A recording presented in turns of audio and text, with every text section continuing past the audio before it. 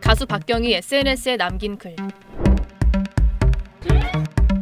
한 가수가 실명까지 언급하며 특정 가수를 저격한 음원 사재기 의혹. 이 저격글은 가요계에 큰 파장을 일으켰습니다. 다른 가수들까지 나서서 음원 사재기 의혹에 대해서 언급하고 심지어 한 가수는 음원 사재기를 저격한 노래까지 유튜브에 올렸습니다. 사실 오래전부터 가요계에서 논란이 됐던 음원 사재기 문제. 2012년 SBS 한밤의 TV 연예를 통해 의혹이 공론화됐는데 관련 업계 사람들의 제보와 자칭 브로커까지 등장하며 논란이 됐습니다. 이후 다양한 매체를 통해서 사재기 의혹이 불거졌는데 말 그대로 의혹만 있을 뿐 실체를 잡은 적은 없습니다. 변호사들이 이제 검색할 수 있는 여러 가지 수단을 통해서 검색도 해보고 했는데요.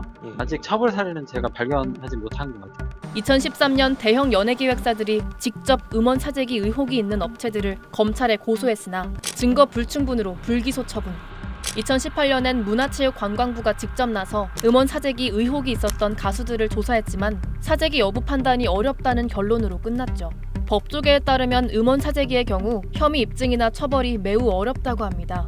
음원 사재기의 가장 일반적인 방식은 다른 사람의 아이디를 불법 도용해 특정 음원을 반복해서 다운로드하거나 스트리밍하는 건데 업무 방해죄 등의 죄를 묻기 어렵기 때문이죠. 그 음원 사이트를 통해서 회원가입도 했고 그 회원이 그 음원을 듣기 위해도 구매도 했다면 뭐 그거는 그 음원 사이트에 대한 어떤 업무를 방해한 위력이나 위계가 없는 거잖아요. 이거를 위법하다, 업무를 방해했다라고 보기에는 조금 어렵지 않을까라는. 현재 음원 사재기를 처벌할 수 있는 법조항은 음악산업진흥에 관한 법률 제26조가 유일합니다. 위반하면 2년 이하의 징역 또는 2천만 원 이하의 벌금에 처합니다. 3년 전 음원 사재기를 근절하기 위해 개정된 조항이죠. 이 조항에 따라 처벌하려면 금전 등 대가성 입증이 중요한데 음원 사재기를 적발하거나 입증해내는 것 자체가 어렵기 때문에 조항 자체가 현재로서는 실효성을 발휘하지는 못하는 것 같아요. 적극적인 수사가 이루어져야만 그 혐의점이 밝혀질 수 있을 것 같아요. 음원 사재기 의혹을 밝히려면 적극적인 수사가 필요하다는 전문가. 어쩌면 박경의 SNS 저격글이 이 적극적인 수사의 시작이 될 수도 있습니다.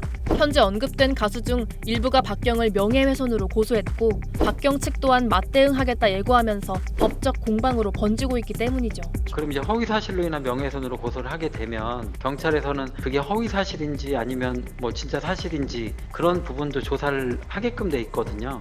그렇기 때문에 그 명예훼손 조사 과정에서도 일정 부분 조사가 이루어질 수는 있을 것 같아요. 설마 박경의 큰 그림? 박경의 글로 다시 한번 수면 위에 떠오른 음원 사재기 의혹. 현재 그룹 바이브 측은 결백을 증명하겠다며 자발적으로 정부기관에 조사를 요청한 상황입니다. 의혹을 받고 있어 억울하다는 가수들과 더 이상 음원 차트를 믿지 못하는 대중 모두를 위해서라도 음원 사재기 의혹이 속 시원히 밝혀졌으면 좋겠습니다.